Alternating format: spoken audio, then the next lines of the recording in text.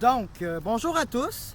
C'est pour vous dire que j'ai décidé de me lancer à la course à la chefferie pour Québec solidaire parce que je suis d'avis que je ne reconnais plus ma formation politique. Où sont passées les valeurs sociales du Québec?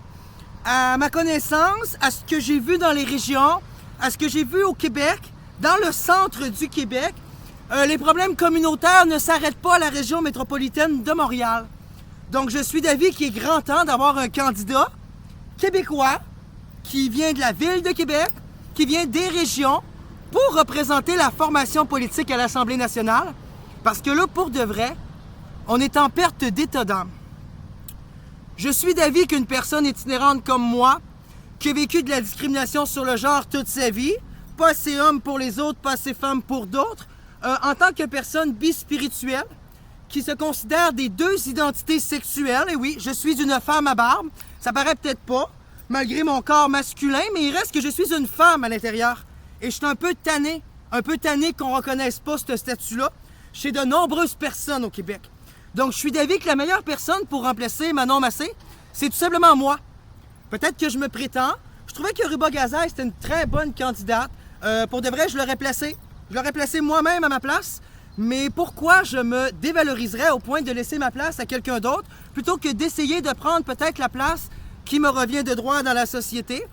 Si on veut mettre fin à une crise du logement, je suis d'avis qu'il n'y a pas meilleure personne qu'un itinérant, qu'une personne pauvre qui la vit lui-même pour amener des pistes de solutions face à cette crise. Cette crise du logement, cette crise inflationniste, cette crise en transport en commun. J'ai un plan. Mon plan, c'est de remettre tout simplement un levier économique au Québec, comme le filet social était censé faire au départ. Hein? C'est pas pour rien que dans le levier économique actuel, la classe moyenne soit en train de tomber. Parce que quand on a une scène politique publique qui agit comme un levier économique, eh bien, il n'y a pas des riches qui se retrouvent au-dessus de la bascule pendant que les pauvres font du surplace à la base et que la classe moyenne, elle dégrade parce que le filet social du Québec est lourdement atteint. C'est pas normal qu'on se paye des augmentations de 30 000 $.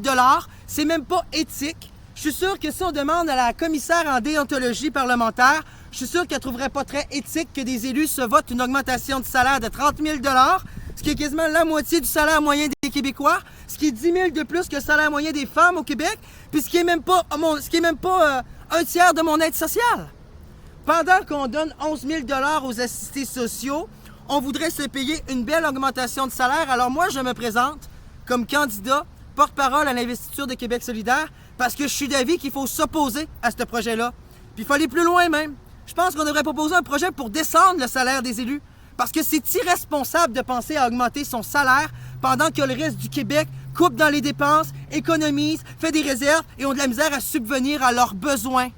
Je dirais même que c'est pas normal du tout rendu là. Donc, c'est pas mal les grosses raisons, grosso modo, de pourquoi je veux me présenter comme candidat. Tout simplement parce que je veux augmenter le salaire minimum. Tout simplement parce que je veux créer du logement subventionné et abordable. Tout simplement parce que je suis tanné de voir des projets qui prennent des années avant de se réaliser. Le temps d'envoyer l'argent aux villes, de voir l'inflation monter et des projets comme le tramway de Québec ou des grands projets avortés. Tout simplement parce que le gouvernement n'est pas capable de prendre en charge ce qu'il devrait prendre en charge et de laisser aux villes ce qui revient aux villes. Donc, il est temps de travailler avec l'Union des municipalités. Il est temps de travailler avec les syndicats nationaux. Il est temps de considérer la pauvre classe de travailleurs et d'arrêter de la voir comme une pègre et de traiter au Québec les gens équitablement, peu importe leur culture, leur religion, leur sexe, leur genre ou comment ils se définissent et surtout peu importe leur classe sociale. Puis ça va être le temps aussi de reconnaître la discrimination systémique, mais pas juste le racisme systémique.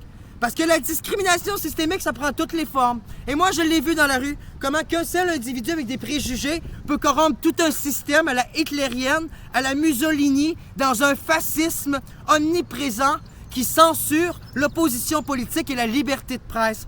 Ben moi, dans mon Québec libre, là, dans mon pays à moi, les politiciens, les journalistes, les artistes, les citoyens, tu touches pas à ça. C'est protégé par les droits de la personne, par la Constitution canadienne et par les droits internationaux de l'ONU. Et je pense que c'est important de protéger notre valeur parce que selon moi, le Québec, c'est l'un des États les plus progressistes au monde, l'un des plus verts, l'un des plus évolués en termes de droits et de conscience sociale. Puis c'est pas le temps de reculer, faire du surplace puis revenir en arrière. C'est la raison pourquoi je veux me présenter en politique. Parce que j'ai mes croyances religieuses, je suis une personne catholique, je suis une personne qui a ses propres croyances et je crois au polythéisme. Autant que je crois au bouddhisme, que je crois que toutes les religions ont le droit de vivre. Et c'est pas vrai qu'on peut imposer une laïcité, ce qui veut dire qu'on peut séparer l'État de la religion, mais sans séparer la religion de l'État. Je veux dire, c'est bien beau d'avoir une laïcité à sens unique, mais quand le gouvernement décide pour les mouvements religieux, mais qu'on ne sépare pas l'État du mouvement religieux, c'est qu'à quelque part, on cherche à s'ingérer dans quelque chose, dans une forme de croyance qui n'est même pas notre propre croyance. Donc, c'est pour toutes ces raisons que j'ai décidé, que je pense que c'est moi le candidat idéal pour remplacer Manon Massé. D'ailleurs, je l'invite à venir me rencontrer parce que je suis sûr qu'elle-même, qui a travaillé dans le domaine communautaire, verrait comment c'est rendu puis désorganisé dans le domaine communautaire. Je suis sûr qu'elle chierait à terre. Je suis sûr qu'elle n'en reviendrait pas. Je suis sûr qu'elle ne réalise pas à quel point que c'est grave, à quel point que le Québec sans pauvreté est venu manifester il y a une semaine et il n'y a aucun député qui a osé venir parler, se présenter, se conscientiser par rapport à la détresse psychologique et sociale que vivent nos citoyens. Puis ça, c'est grave. C'est relativement grave quand on sait qu'aujourd'hui, on judiciarise, on punit les citoyens, on s'acharne sur eux. Mais quand il s'agit finalement d'État délinquant, quand il s'agit d'abus d'autorité, quand il s'agit d'exercer une pression sur les citoyens, c'est qui punit les grandes entreprises pour la pollution qu'ils font? C'est qui punit les fraudeurs pour les fausses principes d'écologie qu'on nous vend? C'est qui s'occupe de mettre les limites aux gens qui n'ont jamais eu de limites dans la vie, ce qui veut dire les grandes entreprises, les lobbies économiques, les personnes qui profitent aigrement d'un système duquel les citoyens, eux, pour qui c'est plus profitable. Hein? Pour qui nous, on graisse la patte, pour qui nous, on est rendu une ressource humaine, pour lequel on vit presque dans un esclavage économique qui nous force à retourner au travail pendant que le chèque d'aide sociale n'est même pas de 778 $ par mois. C'est aberrant. C'est tout simplement aberrant. Donc aujourd'hui, moi, je vous présente mon programme économique. Il est là. Je l'ai écrit, il est prêt, puis je suis prêt à faire de la politique. Ça, c'est un levier économique. C'est quoi un levier économique? Un levier économique, c'est quand ton filet social est tellement bas qu'il permet d'enrichir les gens parce que ton levier économique, il ne fait pas d'équilibre sur la bascule. Alors moi, ce que je me propose, c'est d'être un levier économique pour le Québec, pour aider les gens qui n'ont pas de revenus, qui n'ont pas de chance dans la vie, d'avoir le financement des gens qui ont tout l'argent et les richesses pour pouvoir se remonter par rapport à eux et égaliser leur sort par rapport aux autres. D'avoir une égalité et une équité des chances. Ensuite, je pensais augmenter le salaire proportionnel aux entreprises, mais je réalise qu'il est vraiment urgent au Québec d'augmenter le salaire à 20 $ de l'heure. C'est rien, 20 $ de l'heure, là. Ça paye presque rien avec l'inflation d'aujourd'hui. Je suis d'avis aussi qu'on devrait envoyer aux Québécois un chèque de solidarité sociale à chaque mois, surtout pour les assistés sociaux, là. C'est pas assez, 770 $ d'aide sociale par mois, là. Ça permet pas de te nourrir, de manger, de te déplacer, d'avoir des hobbies. Ça fait rien. Ça fait pas la job. C'est même pas 11 000 $ par année. C'est ridicule. Ça fait que moi, je propose de lutter contre le préjugé à l'aide sociale et d'augmenter l'aide sociale pour les personnes seules parce que ces gens-là en ont grandement besoin pour vivre. Ensuite, je propose d'avoir une assurance médicaments universelle sur l'aide sociale, de payer l'ensemble des médicaments, y compris les soins dermatologiques. Très important.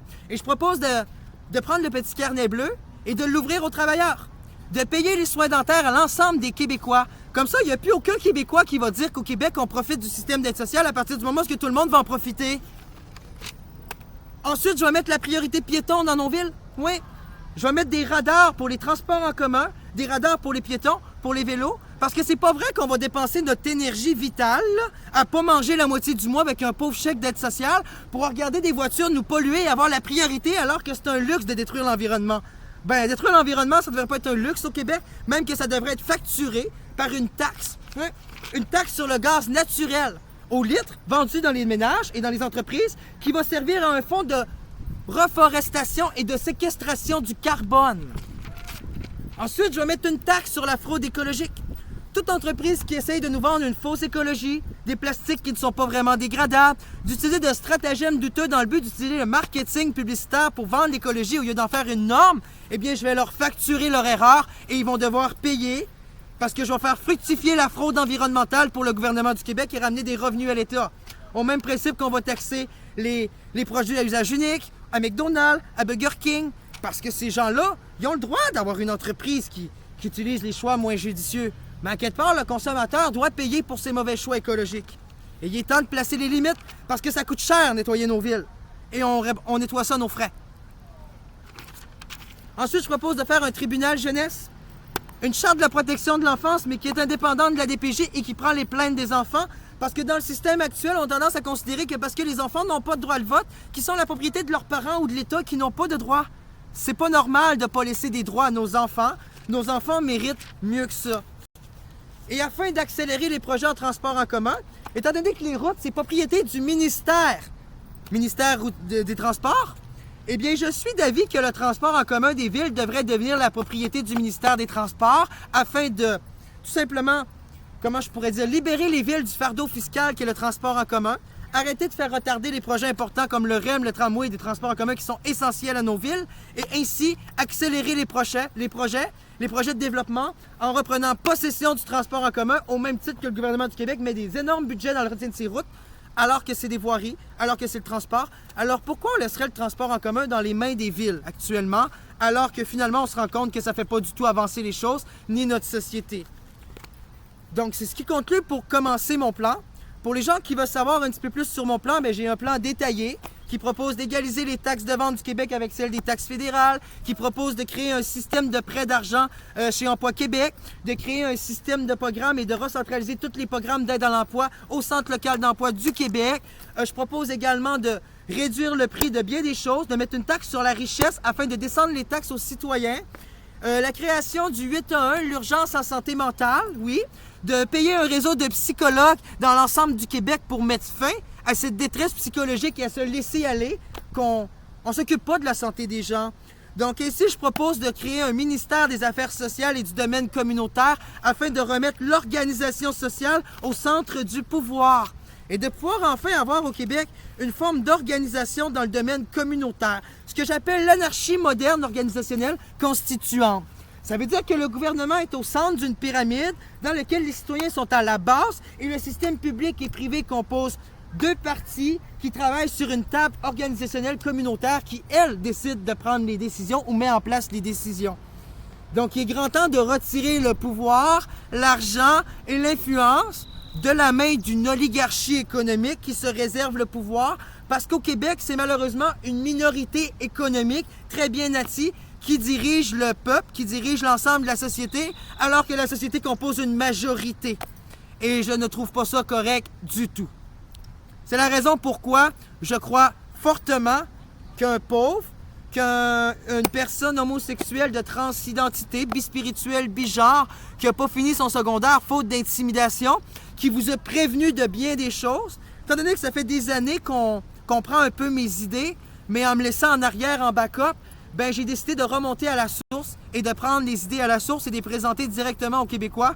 Puis je suis sûr que le jour où je vais commencer à répéter mon message et à dire ce que je dis devant l'Assemblée nationale et l'ensemble des Québécois, ça va être pareil comme dans la rue. Les gens vont m'arrêter et vont me dire qu'ils sont très d'accord avec ce que je dis. Pourquoi? Parce que je les écoute, parce que je répète ce qu'ils me disent. Puis ça fait trop longtemps que je suis dans le domaine communautaire pour fermer les yeux puis rester immobile sans vouloir avoir un changement. Si je suis venu ici même à l'Assemblée nationale aujourd'hui, c'est pour faire de la politique. C'est ce que je veux faire de ma vie et j'attendrai pas 4 ans pour changer la situation alors qu'il y a beaucoup trop de problèmes sociaux, beaucoup trop de gens qui souffrent actuellement au Québec. Puis ça, c'est pas normal. Ça prend un député, ça prend un porte-parole qui vient des régions, qui va représenter la diversité.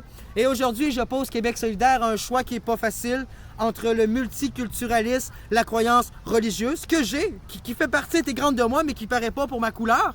Et je l'oppose à la diversité de genre et sexuelle, à l'inclusion sociale, qui malheureusement fait défaut depuis les années 90 au Canada, parce qu'on ne veut pas reconnaître la transidentité, l'homosexualité comme une minorité visible, même qu'on accuse des trans aujourd'hui dans le Parti conservateur d'être des pédophiles. Alors que je viens du Saguenay-Lac-Saint-Jean, la région où il y a le plus de taux et de crimes envers les enfants et où il y a le moins de diversité et de transsexuels affichés.